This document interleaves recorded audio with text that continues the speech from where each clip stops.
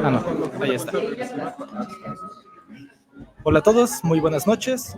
Mi nombre es Alexis Aparicio y esto es Verbo con Visura, un ciclo de entrevistas dedicado a creadores e investigadores de la literatura. Eh, Hoy estamos muy contentos porque vamos a hablar de una droga casi tan potente como la heroína, casi tan potente como el fentanilo, y me refiero a la literatura novohispana. Y para hacerlo tenemos a una eminencia en este campo de estudio, que es la doctora Jessica Lowe. Antes de comenzar, quisiera leerles una breve semblanza para que sepan quién es y para que conozcan su trabajo.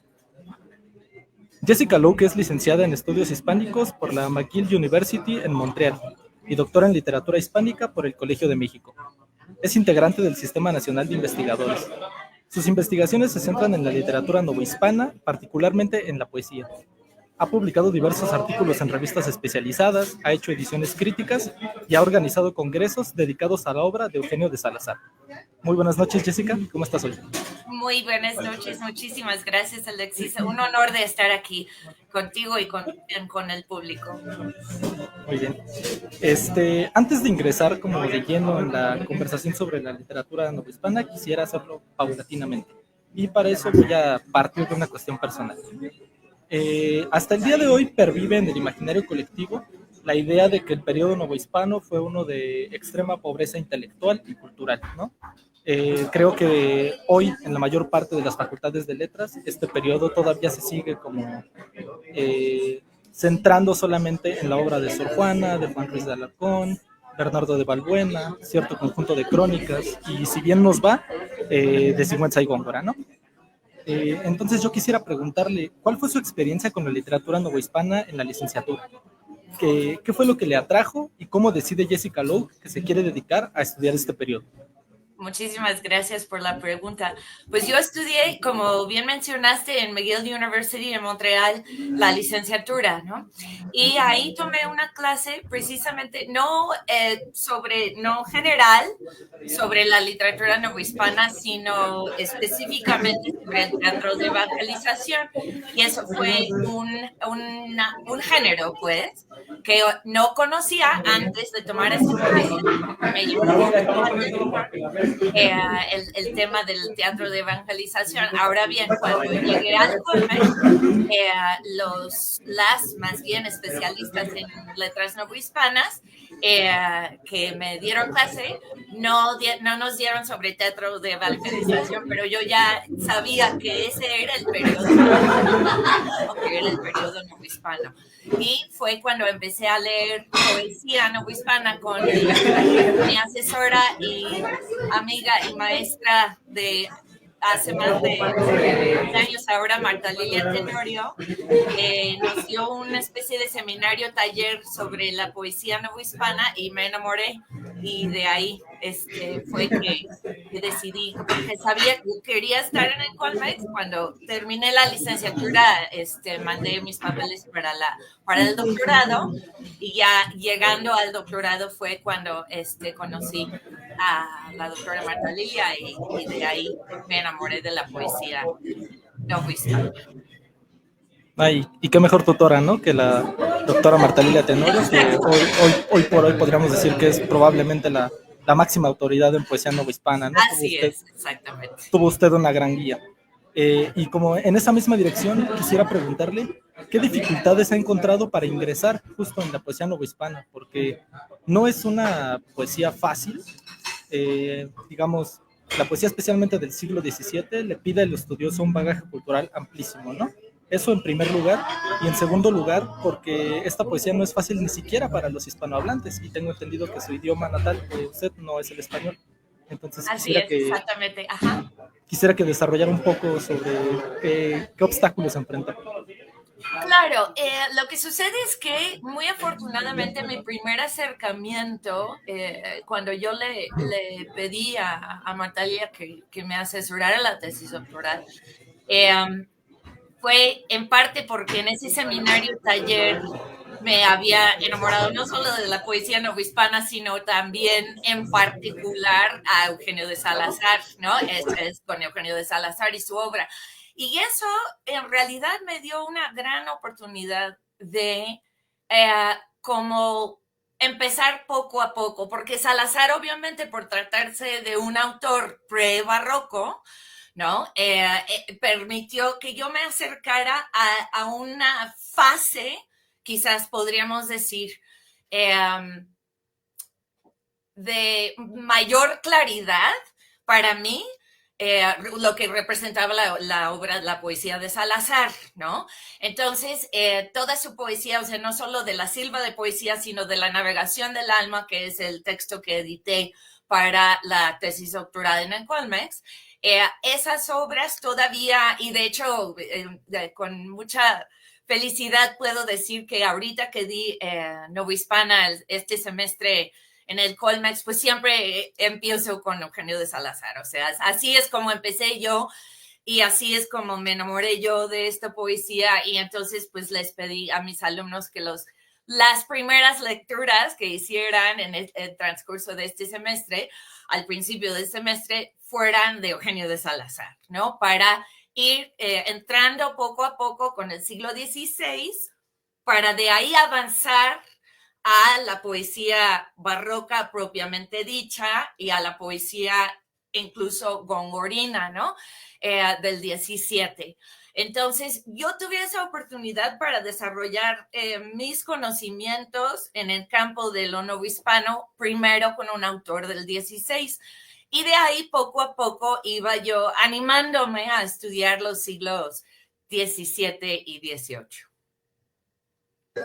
Sí, yo creo que es una buena forma, ¿no?, de ingresar en la literatura novohispana, porque si uno intenta hacerlo desde Francisco de Castro o desde Sigüenza y Góngora, por ejemplo, puede encontrar muchísimos problemas, ¿no? Así es, sí. sí.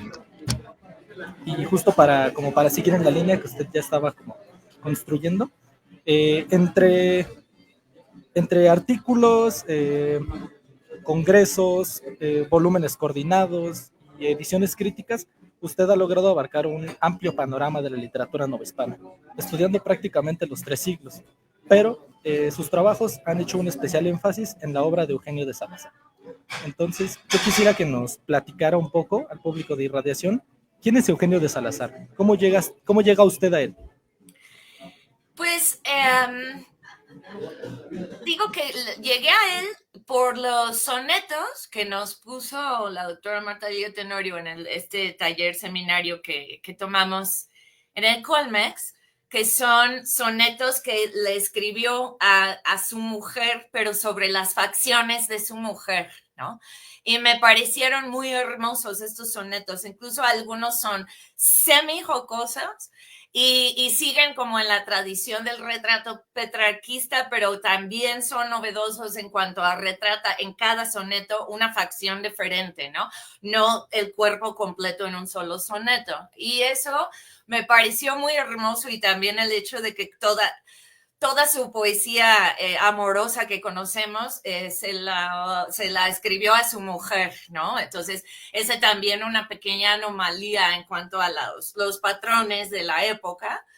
Y entonces yo, pues, cuando le pedí a Martalía ser mi asesora también, le dije, pues me gustaría trabajar a Salazar para la tesis. Y me dijo, pues ve buscando porque no hay nada. Es muy curioso porque ahora hay mucho, ¿no? Ahora, afortunadamente, ha sido un campo enriquecido por varios estudiosos a lo largo de los últimos 25 años, pero en su momento no había mucho material, ¿no? Y pues fui a la biblioteca del Colmex y Eugenio de Salazar o lo busqué en los ficheros, no me acuerdo, y encontré que había el manuscrito de la navegación del alma en fotocopias en la biblioteca del colegio. Lo cual fue bastante extraño porque fue como, bueno, este es un autor poco conocido, o sea, solo Marta Lee y algunos otros estudiosos como Jaime Martínez Martín se habían acercado a la obra de Salazar. Entonces dije, ay, qué curioso, que el manuscrito en su totalidad en fotocopias en la biblioteca del colegio. Pues me enteré después de que un compañero de mi generación había pedido el manuscrito precisamente para ver los poemas preliminares de Juan de Sigurondo, que existen, que están en el manuscrito de Eugenio de Salazar. Entonces lo pidió completo el manuscrito y ahí lo teníamos. Y yo dije, esto es lo que quiero trabajar. Es un poema bellísimo. Eugenio de Salazar lo escribió hacia el final de su vida, aproximadamente a sus 70 años. Y es la navegación del alma humana a través de las 7 edades del hombre, ¿no? Y me pareció una cosa sumamente hermosa. De hecho, ahorita que di Novohispana, varios de los trabajos finales de los alumnos los escribieron sobre la navegación del alma de Eugenio de Salazar, no solo porque fue una lectura requerida, sino también porque les llamó mucho la atención a varios de estos alumnos, ¿no? Salazar nació en Madrid en 1530 y luego fungió como funcionario público aquí en México y también en otros territorios de la corona española en el siglo XVI. Y vivió en México aproximadamente 20 años, que es lo que pensamos como justificación para llamarlo poeta novohispano, ¿no? Porque pues en realidad nació y falleció en España, en Valladolid, en 1602, pero definitivamente mucho de lo que escribió en la totalidad de su vida lo tiene que haber escrito aquí, ¿no? Y la navegación, pues existen un montón de diferentes teorías de que si la escribió antes de regresar a España o en el barco, o, bueno, hay varias teorías y yo no me decido por ninguna de ellas todavía, pero sí fue algo que me llamó mucho la atención en ese momento de mi vida, fue editar este poema que nadie conocía o casi nadie conocía, porque el original estaba en la Biblioteca Nacional de España. Sí, justo es uno de estos tantos casos de poetas que están como a caballo entre la península y la Nueva España, ¿no? Y que producen hasta el día de hoy peleas entre investigadores de distintos países de a quién le pertenece. Yo creo que de pronto son un poco discusiones decimonónicas y que podemos como acogerlos, ¿no? En diferentes naciones, y más porque Salazar también, una parte de su producción habla, ¿no? Sobre la Nueva España, y en ese sentido, pues creo que sí podemos decir que es parte de nuestra literatura. Exactamente. Sí, y bueno, usted ya se adelantó un poquito. Su tesis de doctorado fue una edición precisamente de La navegación del alma, ¿no? Así es. Este poema largo, lleno de alusiones teológicas, mitológicas, náuticas, etcétera. Muy poco conocido, como usted ya lo mencionó, pero que en mi opinión debería de formar parte, ¿no? de los planes de estudio básicos de literatura novohispana. Entonces yo quisiera que nos contara un poco más detalladamente ¿qué es este poema? ¿En qué consiste y cuál cree usted que es su importancia? ¿Por qué deberíamos leerlo? Pues casi de todos los lectores que yo conozco de la navegación del alma se quedan con una lectura que es como sobre la universalidad del texto, un poco sobre cómo este texto puede ser leído todavía hoy en día y tener sentido para los lectores, porque es sobre la vida humana, ¿no? O sea, es un recuento de la vida humana. Y entonces cada quien puede tomar del poema lo que el poema le diga a esa persona, a cada lector, ¿no? Yo creo que eso es algo muy bello en cuanto a este poema. Y precisamente Salazar es un poeta, en mi opinión, como muy honesto con sus lectores, ¿no? O sea, sí, definitivamente la obra se escribió, fue dedicada al joven Felipe III, ¿no? Salazar había servido a Felipe II durante una parte muy significativa de su vida y luego muere Felipe II, sube al trono Felipe III y Salazar escribe este poema como una especie de ejemplo, ¿no? Algunos lo han llamado pues como un espejo de príncipes y hay otras denominaciones o maneras de concebir el poema, pero al mismo tiempo el mensaje de Salazar no es nada más yo fui el mejor ser humano y debo ser ejemplo para todos los seres humanos y incluso para el joven rey, ¿no?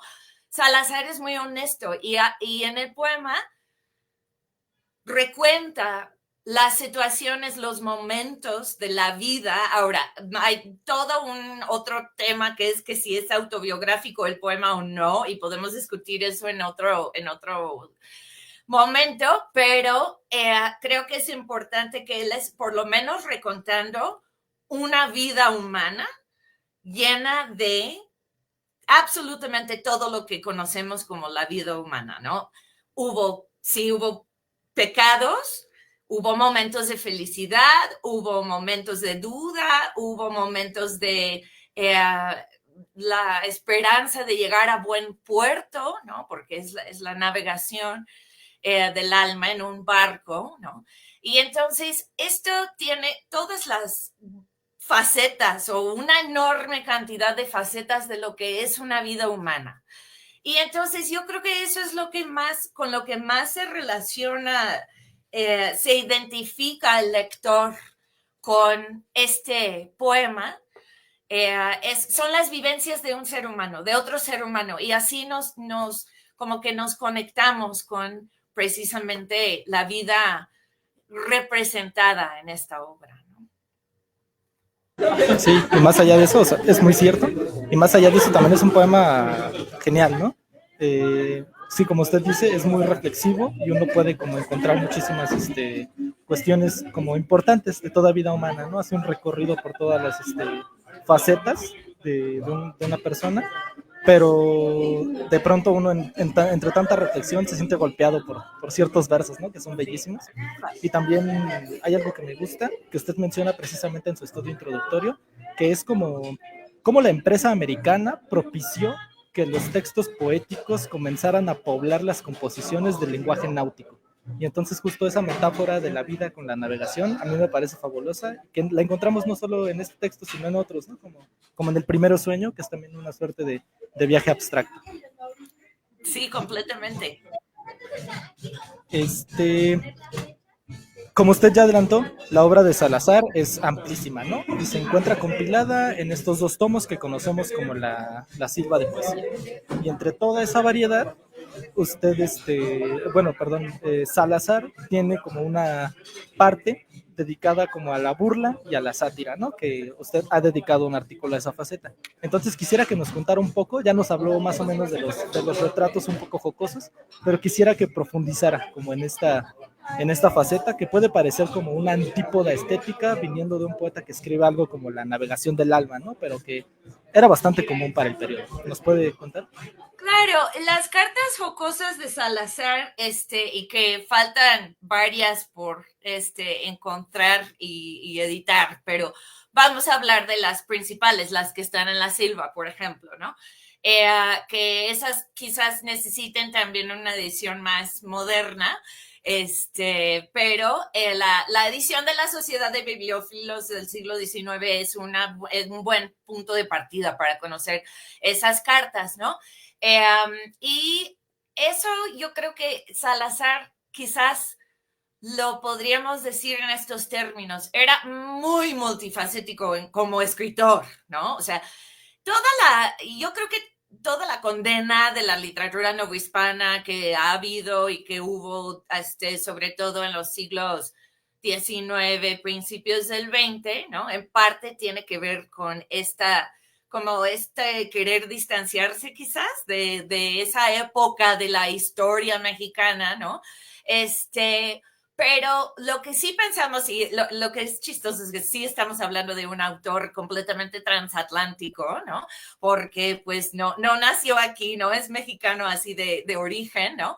Pero toda su obra se ha editado en México y eso es una cosa muy curiosa. O sea, está La navegación, está La suma del arte de poesía de Marta Lilia, está La Silva, las 3 primeras partes de La Silva de Poesía editadas y publicadas en México, editadas por Jaime Martínez Martín, y está la antología publicada por Filológicas, ¿no? Entonces, toda la obra de Salazar ha sido de enorme interés Jaime Martínez Martín está en España, pero en cuanto a su éxito editorial de Eugenio de Salazar, pues ha sido aquí en México, ¿no?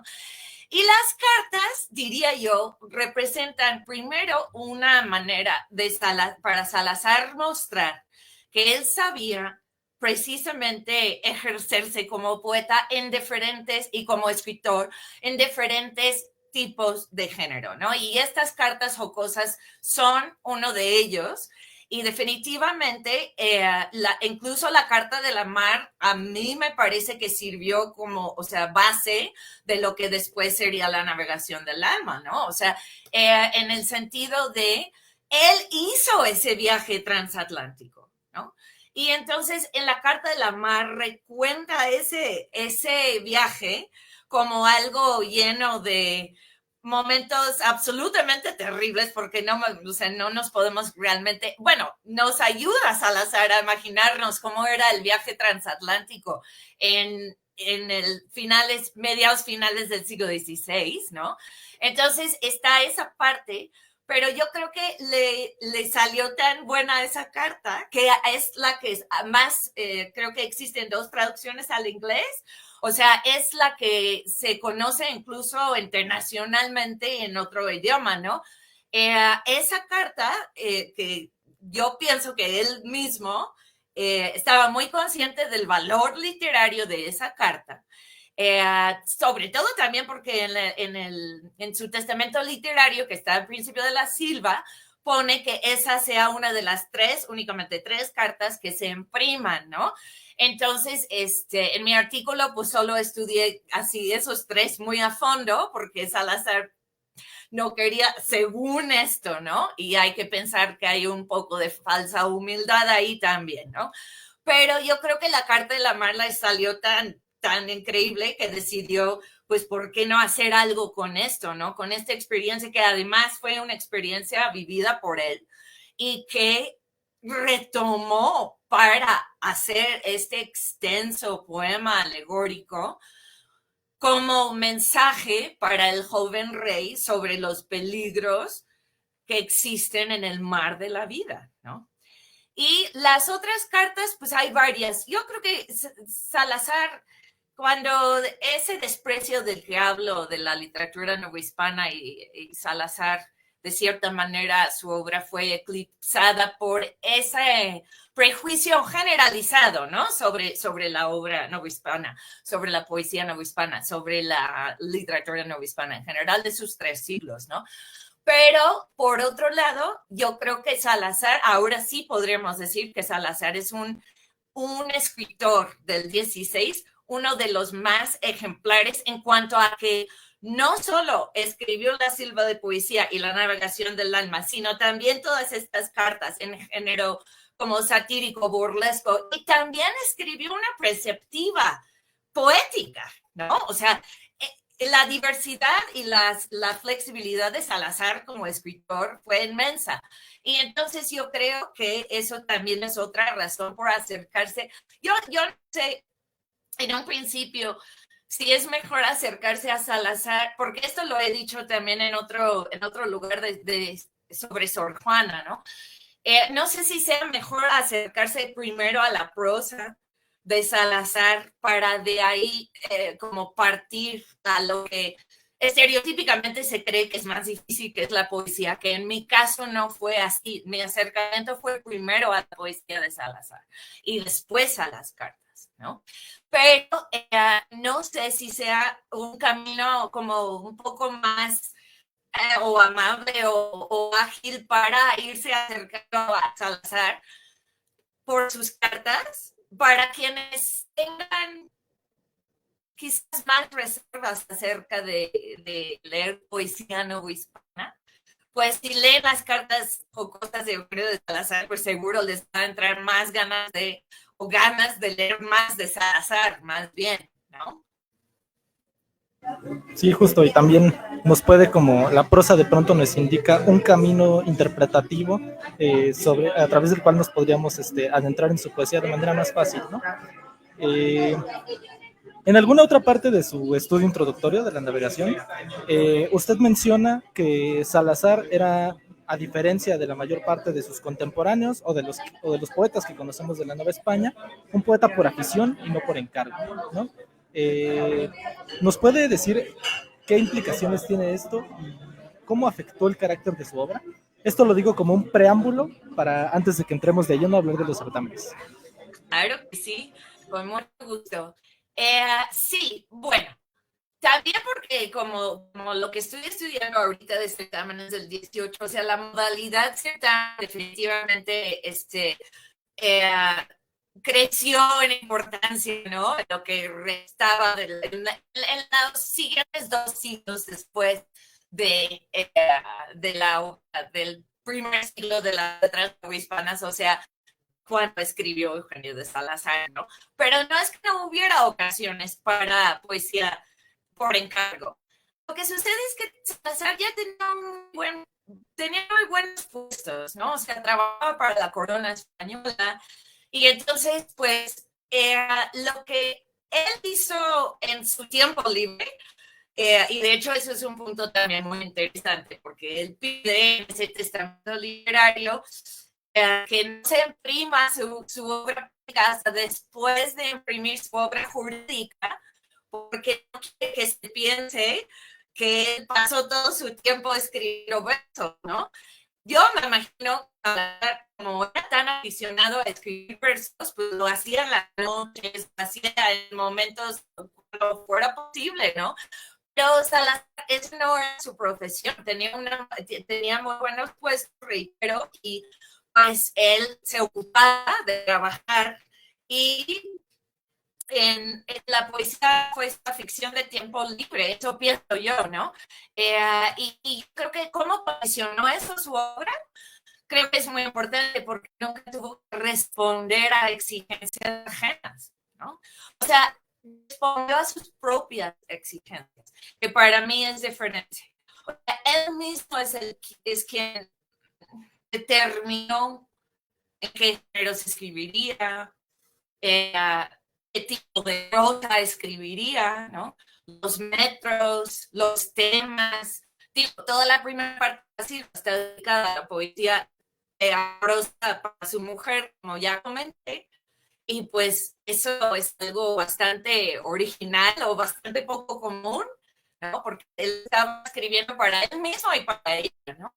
Y para sus amigos siempre lo digo, o sea, Salazar tampoco escribía en total vacío, ¿no?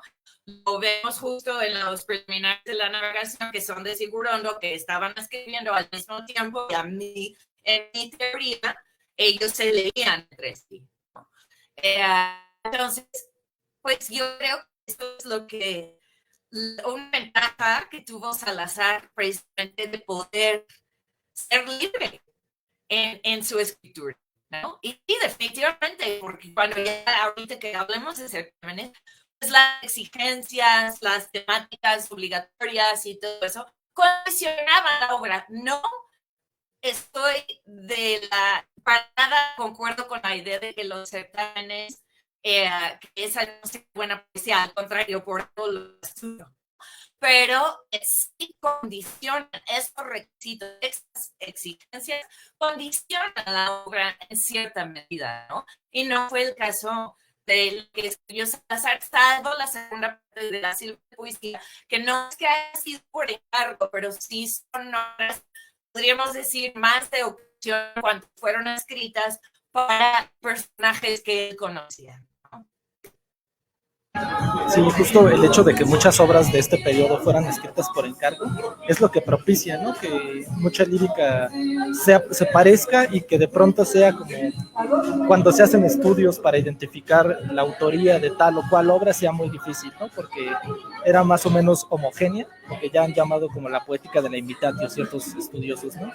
Y ahora sí, para ingresar en la cuestión de los certámenes, creo que entender cómo funcionaban los certámenes, las canonizaciones, los arcos triunfales, la fundación de templos, etcétera, nos permite entender la poesía novohispana, ¿no? Hay que recordar que la mayor parte de los poemas que rescata Alfonso Méndez Plancarte en sus 3 antologías, Poetas Novohispanos, provienen de estas relaciones de fiesta, ¿no? Y pues sabemos que estas antologías son como la fuente primaria de los novohispanistas. De hecho, usted no me dejará mentir. Los novohispanistas tenemos un dicho, ¿no? Que es: Alfonso Méndez Plancarte es mi pastor, nada me faltará. Entonces, yo quisiera que nos contara un poco cómo funcionaban estos certámenes, ¿no? ¿Cuál era su importancia y cómo era la poesía justo de estas fiestas? Bueno, la poesía, porque esto también justo hemos certámenes en la clase novohispana ahorita, que para mí fue también muy enriquecedor, porque precisamente es poco a poco que vamos rescatando los certámenes y editándolos y conociendo este tipo de poesía, y en lugar de condenarla, estudiarla para mejor entenderla y eso, ¿no? Y en estos certámenes, pues, sí, secretario, de hecho hicimos un certamen poético este semestre en el Colegio de México. Y estuvo muy bonito. Ojalá otra gente tuviera aquí el cartel, pero el cartel está pegado en la puerta de mi cubículo en el Congress. Pero bueno, lo hicimos también, hablando de Eugenio de Salazar, le hicimos su certamen poético a Eugenio de Salazar, ¿no? Entonces, estuvo muy bonito para la cuarta jornada salazariana ahí en el Congress, ¿no? Pero bueno, entonces, yo deseo que quizás sea más tangible, o sea, enseñar sobre certámenes para que los alumnos captaran cómo funcionaban, pues hacer uno, ¿no? Y que los alumnos tuvieran la oportunidad de entrar, de entrar en posiciones, como se habría dicho en la época novohispana, a este concurso, ¿no? Y entonces, pues, el secretario, que terminé siendo yo, fungía como el que ideaba todo el magno concepto, podríamos decir, ¿no? Y el concepto, la comparación de la figura humana con lo más común era con una figura de la mitología grecorromana, ¿no? Y entonces establece esa relación, y luego de ahí los subcertámenes, ¿no? O sea, ese sería como este magno concepto de certamen en su totalidad, y luego los subconceptos para cada uno de los metros para los que se iba a concursar, ¿no? Entonces, eso es cómo funcionaba después. Pues había jueces que determinaban quiénes habían ganado primer lugar, segundo lugar, tercer lugar. En el certamen mercedario de 1633 se tuvieron que añadir 17 premios porque tuvo tanto éxito el certamen, porque además yo siempre lo relaciono con ellos tuvieron que posponer y posponer y posponer las fiestas porque por las inundaciones de 1629, ¿no? Entonces, ya dijeron, no, ya en el 33, o sea, queda la fiesta, aunque todavía estemos bajo agua, ¿no? Y entonces yo lo comparo con nosotros después de salir de la pandemia, ¿no? O sea, todo el mundo saliendo de la pandemia, lo que queríamos era participar en congresos y participar en todo y dar talleres y hacer más cursos y cosas así, ¿no? Por eso ahora al final del año 2024 estamos tan cansados, ¿no? Pero en su momento tuvo muchísimo éxito la convocatoria al certamen mercedario de 1633, ¿no?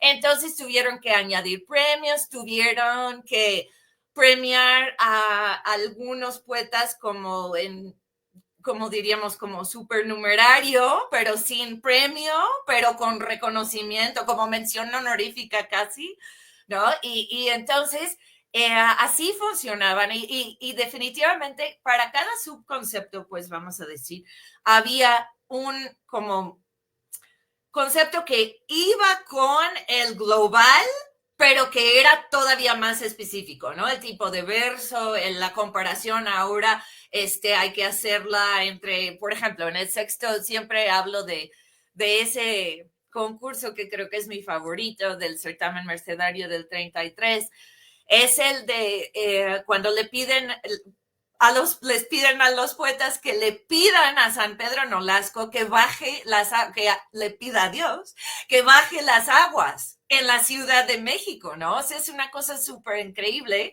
porque sacan al santo de su contexto geográfico y lo ponen en un contexto completamente del momento, de 1633, que la ciudad todavía estaba parcialmente inundada, y sacan al santo del pasado y lo traen al presente, ¿no? Y es una cosa absolutamente hermosa, increíble. Y entonces eso fue también uno de los concursos, o sea, del certamen global, uno de los concursos que más éxito tuvo, ¿no? Porque se pudieron los poetas identificar con ese momento que estaban ellos viviendo, y ahora hacer los versos para pedir a Nolasco que intercediera por la Ciudad de México para precisamente acabar con las inundaciones, ¿no? Entonces, y en cada subcertamen, básicamente, hay una idea propia, ¿no?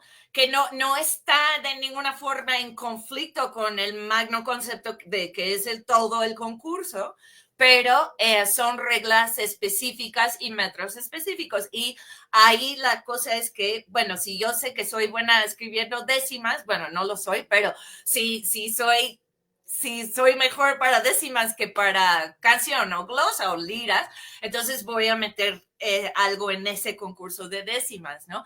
A los que escribían en latín, pues metían en epigrama del latín, ¿no? O sea, había muchas opciones en un certamen poético, y yo creo que eso es algo muy bello, ¿no? O sea, había para todo tipo de poeta, ¿no? No solo ciertos poetas que escribieran en ciertos metros, ¿no? Y entonces yo creo que eso también enriquece el contenido del libro de un certamen poético completamente, ¿no? La variedad de metros, de temáticas y de premios también, hay que decirlo, ¿no? Los premios, obviamente, los poetas probablemente no se preocuparan tanto por la posibilidad o no de ganar 3 o 4 cucharas de plata, por ejemplo, pero era el reconocimiento, ¿no? O sea, era el reconocimiento como poeta. Y eso era muy importante en el momento, ¿no? O sea, como dice Marta Lilia Tenorio, justo o sea, la poesía era precisamente una forma de mostrar la erudición, ¿no? O sea, entonces, ser reconocido como poeta en la época novohispana era algo muy importante para los que escribían poesía, ¿no? Sí, y a la postre ha tenido sus beneficios, ¿no? Porque precisamente quienes salían victoriosos eran los que tenían como más oportunidad de que los publicaran, y por lo tanto más oportunidad de que 300 años después o 400 los podamos editar, ¿no? Y justo todo un tema esto de los certámenes, ¿no? Que si bien tenían como características muy específicas, estas se fueron como complejizando especialmente hacia el periodo barroco, ¿no? Tenemos como todas estas locuras como los sintones gongorinos, los poemas retrógrados, los poemas con rima en eco, etcétera, ¿no? Que me parece que Octavio Paz, en alguna parte de las trampas de la fe, menciona que si bien el valor de la poesía de los certámenes no es tanto como filosófico o ideológicos como lo podemos pensar hoy, es muy rica, ¿no? A nivel como formal, ¿no? ¿Usted qué nos podría decir como de esta discusión? De que se ha querido como reducir a la literatura novohispana a mero elogio del poder, justo a través de esto de que la mayor parte proviene de estos concursos.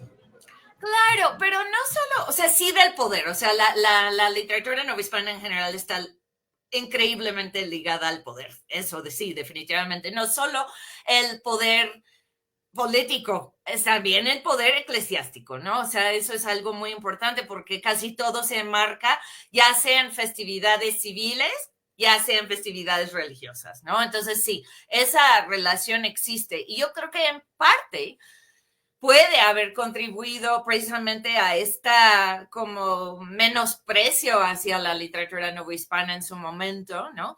Pero yo creo que los que estudiamos, los que amamos esta literatura, entendemos que van de la mano la poesía y el poder, y es algo que no hay, o sea, no hay necesidad de criticar o cuestionar ese hecho, es un hecho, y pensar que, pues, ¿qué nos dice entonces acerca de la historia novohispana? ¿no? ¿Qué nos dice acerca de la sociedad novohispana? ¿Qué nos dice acerca de la cultura novohispana? ¿No? Y eso, yo creo que todo eso da para conversaciones sumamente ricas e interesantes, y yo siempre les digo a mis alumnos, yo lo único que quiero de darles esta clase es que salgan de aquí no odiando la literatura novohispana, porque ha sido perjudicada en muchos sentidos desde una perspectiva no tanto histórica, sino literaria específicamente. Y yo siento que los que damos literatura novohispana en donde sea, esa es nuestra responsabilidad, ¿no? Es la responsabilidad de los profesores de novohispana hacer atractiva esta literatura, o por lo menos, si no atractiva para los gustos personales de cada uno de los alumnos, hacer que tenga sentido, o sea, que la puedan comprender dentro de su contexto, dentro del contexto de la sociedad novohispana, ¿no? Y sin comprender esa relación con el poder, entre la literatura y el poder, no se comprende cabalmente lo que era la sociedad y lo que es la historia novohispana. Sí, me parece que a la literatura novohispana le sucede lo que en su tiempo le sucedió a la literatura medieval en Europa, ¿no? Está como rodeada de un montón de prejuicios que dan por sentado que es una literatura mala porque fue un periodo en apariencia de oscurantismo, ¿no? Pero como usted dice, si bien no necesariamente tenemos que alabarla, hay que aprenderla a ver con ojos históricos, ¿no? Hay que aprender a verla en su época. Y bueno, para quien no lo sepa, la doctora Jessica Locke editó el certamen por la canonización de Pedro de Nolasco, entonces ahí ustedes pueden como ingresar de lleno en cómo era una fiesta novohispana, ¿no? Y están todos los textos. Bueno, estamos llegando un poco hacia el final. Aquí en Irradiación tenemos una bella tradición que consiste en preguntarle a nuestro entrevistado, a nuestra entrevistada, qué proyectos está realizando en este momento y qué proyectos tiene a futuro para que le podamos seguir el paso. Claro que sí, muchísimas gracias por esa pregunta. Pues hay varias cosas, uno quiere hacer más de lo que existe la posibilidad de hacer, pero ahorita estoy trabajando en la edición de parte de un manuscrito del 18, de un grupo de poetas que formaron una academia poética, ¿no? Y es muy bello porque no es como un poco poesía de ocasión, pero de otro tipo que de certámenes, ¿no? Era la poesía la escribían entre amigos para leerse entre ellos sus tertulias, y estoy concluyendo pues básicamente poniendo toque como pues finalizando el proceso de corrección de ese texto, ¿no? Para que podamos también tener un ejemplo de una academia poética mexicana del siglo XVIII entre nuestras manos, espero que el próximo año, y eso ha sido un proyecto sumamente fascinante para mí. Ahora estoy metidísima en el 19, digo en el 18, perdón, en el 19 todavía no llego, pero en el 18, y siento que ahí me voy a quedar un rato.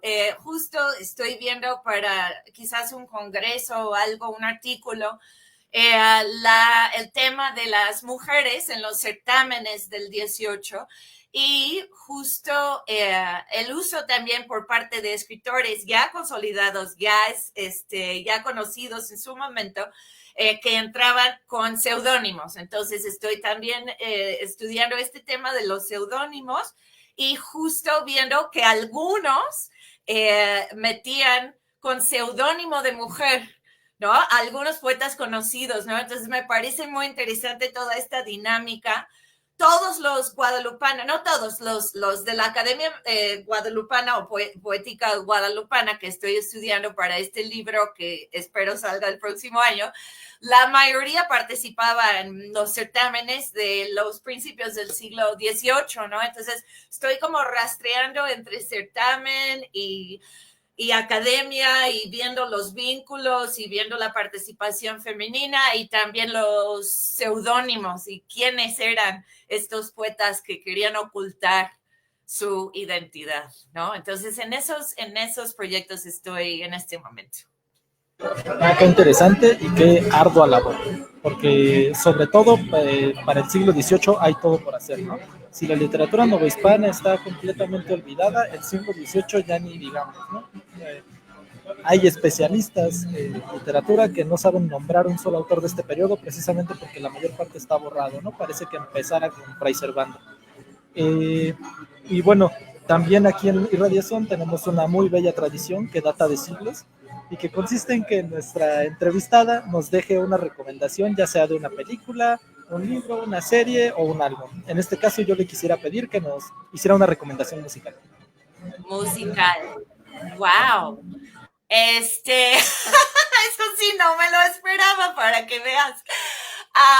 Pues que he escuchado últimamente que no sean los gustos musicales de mis alumnos, que también me gustan, pero yo que soy un poco mayor que la generación de mis alumnos, yo les tengo que recomendar una canción, yo diría que casi cualquier canción de dos grupos. Uno que acabo de ver en vivo, Iron Maiden, y también de Def Leppard.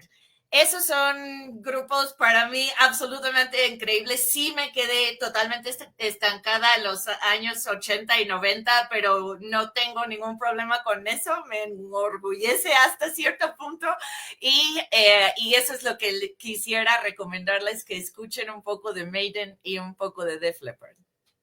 Sí, no se preocupe, el público de Irradiación está muy abierto a las recomendaciones, entonces yo creo que lo van a agradecer y de inmediato se van a ir a escuchar Iron Maiden. ¿Y cuál era la otra banda? Perdón. Def Leppard se llama. Def Leppard. Y aquí nos deja un mensaje Iván Rey que dice: qué maravilla de charla, Jessica.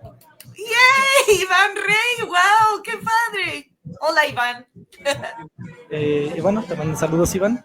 Y bueno, pues creo que esto sería todo de nuestra parte. Muchas gracias, Jessica, por aceptarnos esta charla y por compartirnos toda tu sabiduría, todo tu trabajo, que para mí es invaluable y que yo creo que hablo por el equipo de Irradiación, que cuando digo que te admiramos mucho. Entonces, muchísimas gracias, Alexis, te lo agradezco mucho y muchas gracias a todos ustedes por la invitación. Entonces, bueno, ya saben, síganos en nuestras redes sociales, estén atentos porque muy pronto sale la próxima convocatoria de la revista y creo que eso sería todo. Gracias y muy buenas noches. Hasta luego. Igualmente, buenas noches. Gracias.